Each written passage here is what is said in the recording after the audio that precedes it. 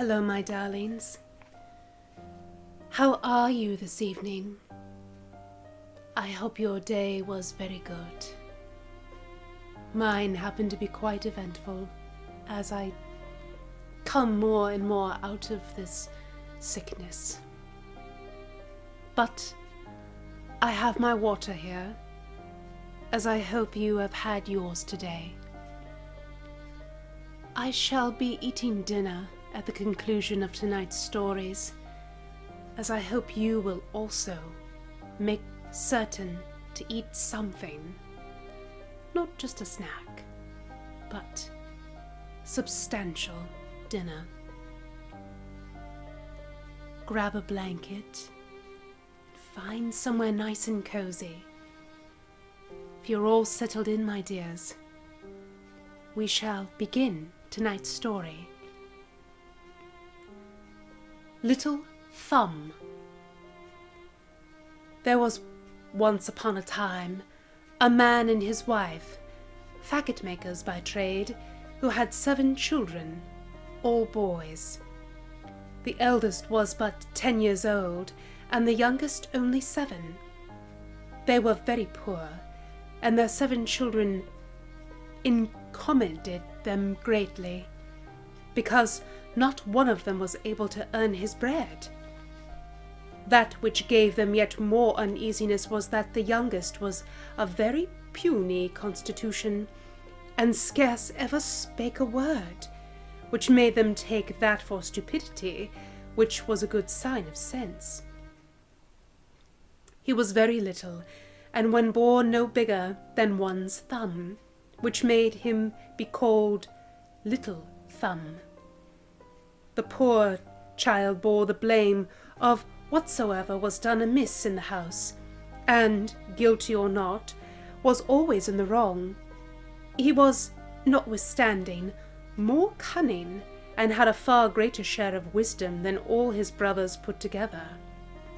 And if he spake little, he heard and thought the more.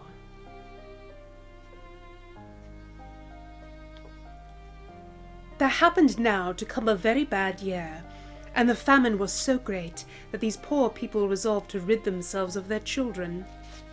One evening, when they were all in bed, and the faggot maker was sitting with his wife at the fire, he said to her, with his heart ready to burst with grief, "Thou seest plainly that we are not able to keep our children, and I cannot see them starve to death before my face. I am resolved to lose them in the wood tomorrow, which may be very easily done, for while they are busy in tying up the faggots, we may run away and leave them without their taking any notice." "Ah," cried out his wife, "and canst thou thyself have the heart to take thy children out along with thee on purpose to lose them?" In vain did her husband repeat to her their extreme poverty. She would not consent to it. She was indeed poor, but she was their mother. However, having considered what a grief it would be to her to see them perish with hunger, she at last consented, and went to bed all in tears. Little Thumb heard every word that had been spoken, for observing, as he lay in his bed, that they were talking very busily, he got up softly and hid himself under his father's stool, that he might hear what they said without being seen. He went to bed again, but did not sleep a wink all the rest of the night, thinking on what he had to do. He got up early in the morning and went to the riverside, where he filled his pockets full of small white pebbles, and then returned home. They all went aboard, but Little Thumb never told his brothers one syllable of what he knew. They went into a very thick forest, where they could not see one another at 10 paces distance. The faggot maker began to cut wood, and the children to gather up the sticks to make faggots. Their father and mother, seeing them busy at their work, got away from them insensibly, and ran away from them all at once, along a byway through the winding bushes. When the children saw they were left alone, they began to cry as loud as they could. Little Thumb let them cry on, knowing very well how to get home again, for as he came, he took care to drop all along the way the little white pebbles he had in his pockets. Then he said to them, "Be not afraid, brothers. Father and mother have left us here, but I will lead you home again. Only follow me." They did so, and he brought them home by the very same way they had come into the forest. They dared not go in, but sat themselves down at the door, listening to what their father and mother were talking. The very moment the faggot maker and his wife were got home, the lord of the manor sent them 10 crowns, which he had owed them a long while, and which they never expected. This gave them new life, for the poor people were almost famished. The faggot maker sent his wife immediately to the butcher's. As it was a long while since they had eaten a bit, she bought thrice as much meat as would sup 2 people. When they had eaten, the woman said, "Alas, where are now our poor children? They would make a good feast of what we have left here. But it was you, William, who had a mind to lose them. I told you we should repent of it. What are they doing now in the forest? Alas, dear God, the wolves have perhaps already eaten them up. Thou art very inhuman, thus to have lost thy children." The faggot maker grew quite out of patience, for she repeated it above 20 times that they should repent of it, and that she was in the right of it for saying so. He threatened to beat her if she did not hold her tongue. It was not that the faggot maker was not, perhaps, more vexed than his wife, but that she teased him, and that he was the humour of a great many others. Who loves wives who speak well, but think those very importunate who are continually doing so. She was half drowned in tears, crying out, "Alas, where are now my children, my poor children?" She spake this so very loud that the children who were at the gate began to cry out all together, "Here we are! Here we are!" She ran immediately to open the door, and said, hugging them, "I am glad to see you, my dear children. You are very hungry and weary, and my poor Peter, thou art horribly bemired. Come in and let me clean thee."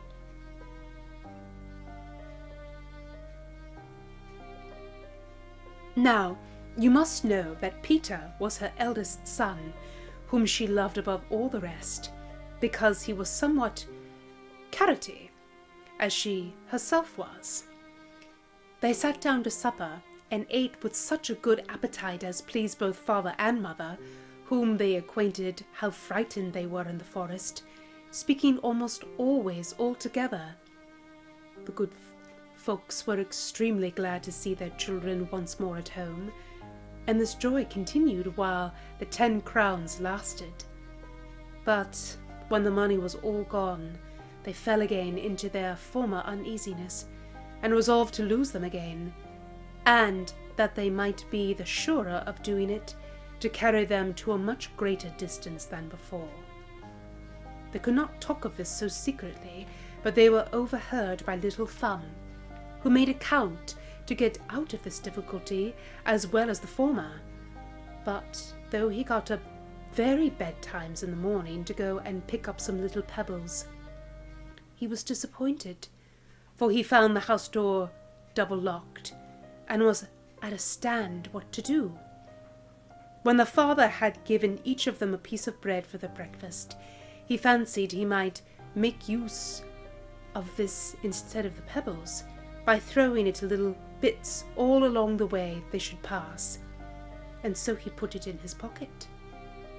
Their father and mother brought them into the thickest and most obscure part of the forest, when, stealing away into a bypath, there they left them.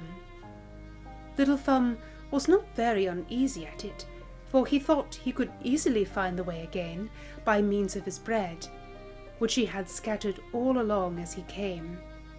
But he was very much surprised when he could not find so much as one crumb.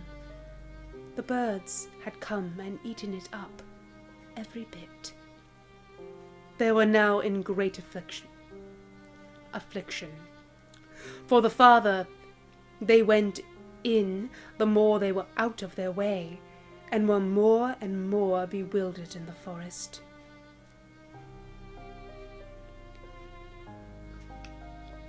Night now came on, and there arose a terrible high wind, which made them dreadfully afraid. They fancied they heard on every side of them the howling of wolves coming to eat them up. They scarce dared to speak or turn their heads. After this it rained very hard, which wetted them to the skin, their feet slipping at every step they took, and they fell into the mire, whence they got up in a very dirty pickle. Their hands were quite benumbed. Little Thumb climbed up to the top of a tree to see if he could discover anything, and, having turned his head about on every side, he saw at last a glimmering light, like that of a candle, but a long way from the forest. He came down, and when upon the ground, he could see it no more, which grieved him sadly. However, having walked for some time with his brothers towards that side on which he had seen the light, he perceived it again as he came out of the wood. They came at last to a house where this candle was, not without an abundance of fear, for very often they lost sight of it, which happened every time they came into a bottom. They knocked at the door, and a good woman came and opened it. She asked them what they would have. Little Thumb told her they were poor children who had been lost in the forest, and desired to lodge there for God's sake. The woman, seeing them so very pretty, began to weep, and said to them, "Alas, poor babies, whither are ye come? Do you know that this house belongs to a cruel ogre who eats up little children?" "Ah, dear madam," answered Little Thumb, who trembled every joint of him as well as his brothers, "what shall we do? To be sure, the wolves of the forest will devour us tonight if you refuse us to lie here, and so we would rather the gentleman should eat us. Perhaps he may take pity upon us, especially if you please to beg it of him." The ogre's wife, who believed she could conceal them from her husband till morning, let them come in, and brought them to warm themselves at a very good fire. For there was a whole sheep upon the spit, roasting for the ogre's supper. As they began to be a little warm, they heard 3 or 4 great raps at the door. This was the ogre who was to come home. Upon this, she hid them under the bed, and went to open the door. The ogre presently asked if supper was ready, and the wine drawn, and then sat himself down to table.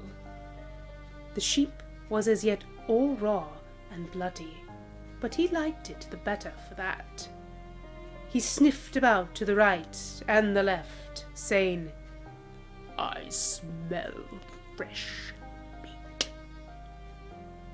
"What you smell so," said his wife, "must be the calf which I have just now killed and flayed."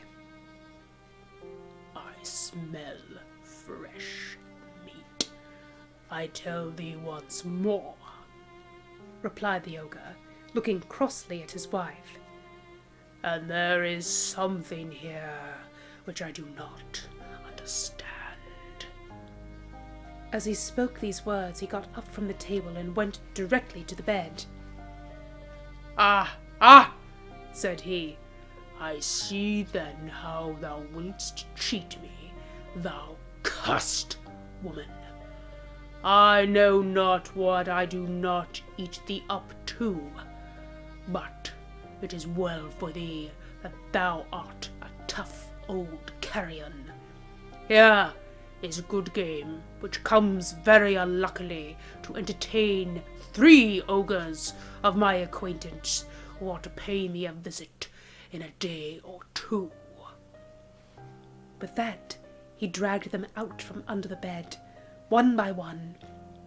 The poor children fell upon their knees and begged his pardon, but they had to do with one of the most cruel ogres in the world, who, far from having any pity on them, had already devoured them with his eyes, and told his wife they would be delicate eating when tossed up with good savoury sauce. He then took a great knife, and, coming up to these poor children, whetted it upon a great wheatstone, which he held in his left hand. He had already taken hold of one of them when his wife said to him, "Oh, what need you to do it now? It is not time enough tomorrow." "Hold your prating," said the ogre. "They will eat the tenderer." "But you have so much meat already," replied his wife. "You have no occasion. Here are a calf, 2 sheep, and half a hog." "That is true," said the ogre. "Give them their bellyful, that they may not fall away, and put them to bed." The good woman was overjoyed at this, and gave them a good supper, but they were so much afraid they could not eat a bit. As for the ogre, he sat down again to drink, being highly pleased that he had got withdrawal to treat his friends. He drank a dozen glasses more than ordinary, which got up into his head and obliged him to go to bed.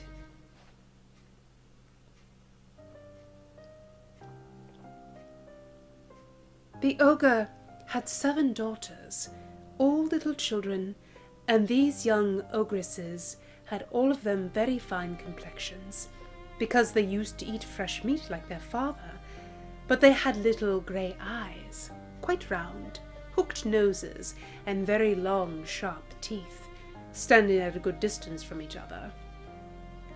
They were not as yet over and above mischievous. They promised very fair for it, where they had already bitten little children, that they might suck their blood. They had been put to bed early, with every one a crown of gold upon her head. There was in the same chamber a bed of the like bigness, and it was into this bed the ogre's wife put the 7 little boys, after which she went to bed to her husband. Little Thumb, who had observed that the ogre's daughters had crowns of gold upon their heads, and was afraid lest the ogre should repent his not killing them, got up about midnight, and, taking his brother's bonnets and his own, went softly and put them upon the heads of the 7 little ogresses, after having taken off their crowns of gold, which he put upon his own head and his brother's, that the ogre might take them for his daughters, and his daughters for the little boys whom he wanted to kill. All this succeeded according to his desire, for the ogre, waking about midnight, and sorry that he had deferred to do that till morning, which he might have done overnight, threw himself hastily out of bed, and, taking his great knife, "Let us see," said he, "how our little rogues do, and not make 2 jobs of the matter." Then he went up, groping all the way, into his daughter's chamber, and, coming to the bed where the little boys lay, and who were every soul of them fast asleep, except little Thumb, who was terribly afraid when he found the ogre fumbling about his head, as he had done about his brothers. The ogre, feeling the golden crown, said, "I should have made a fine piece of work of it, truly. I find I drank too much last night."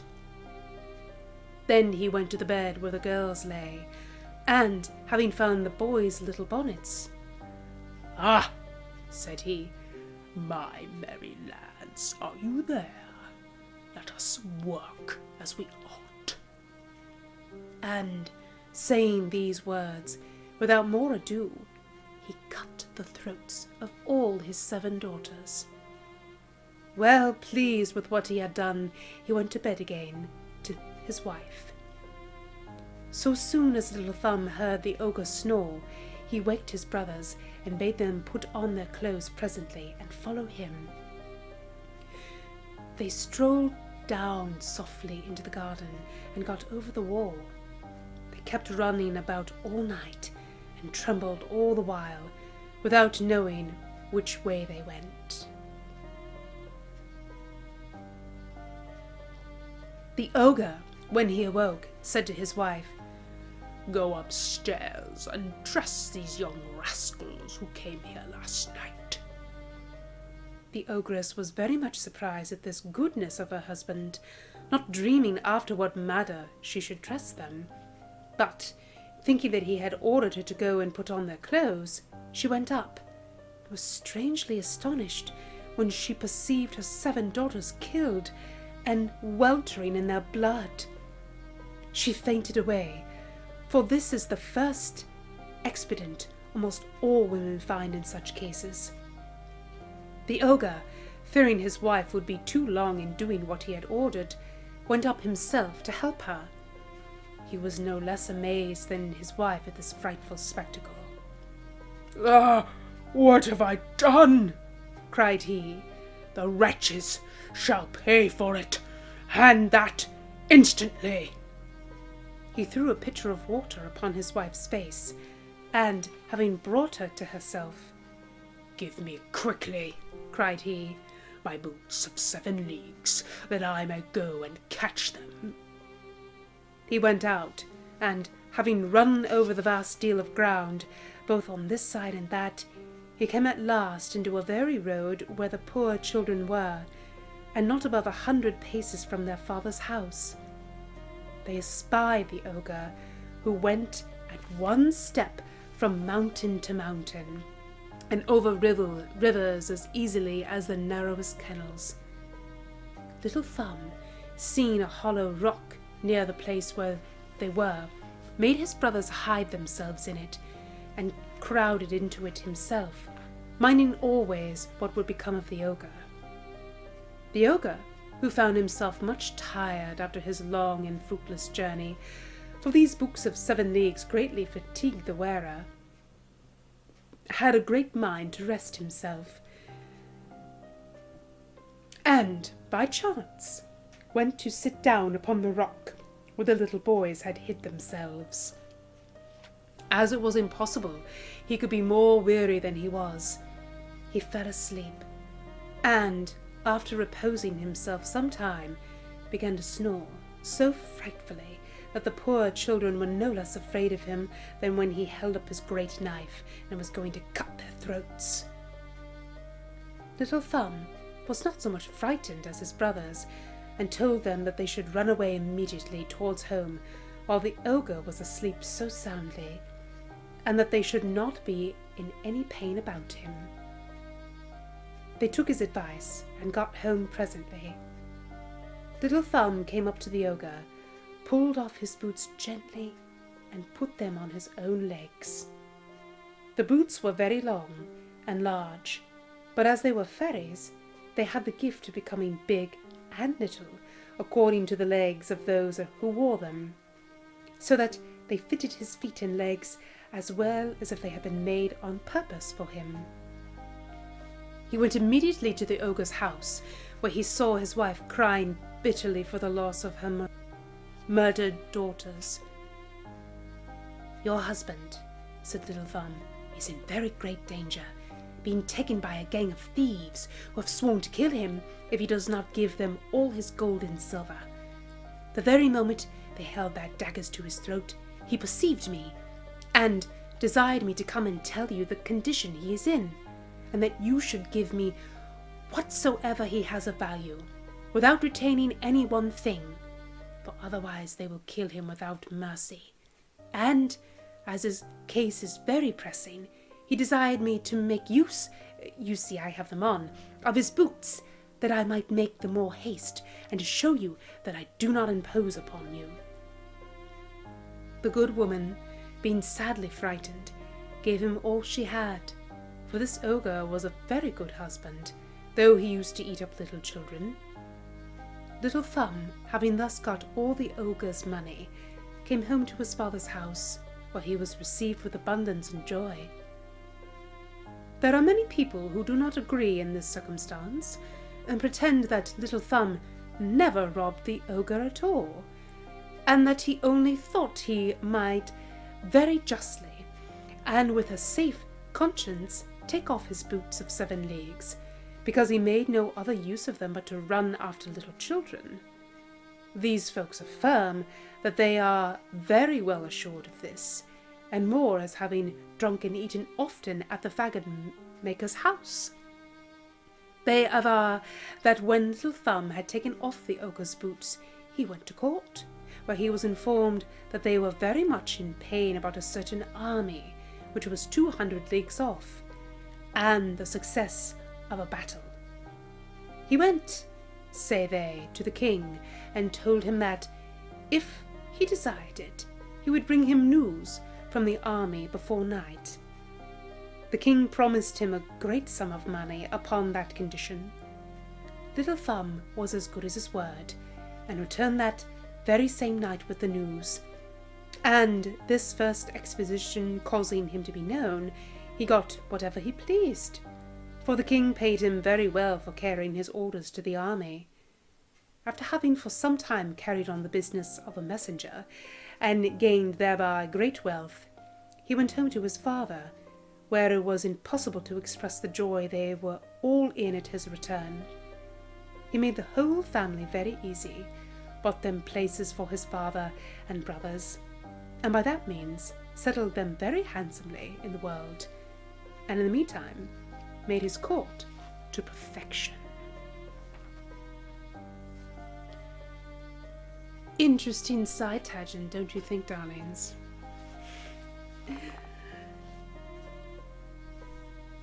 The ogre got away with his life. I think that is very interesting as well. Normally, we kill ogres, don't we?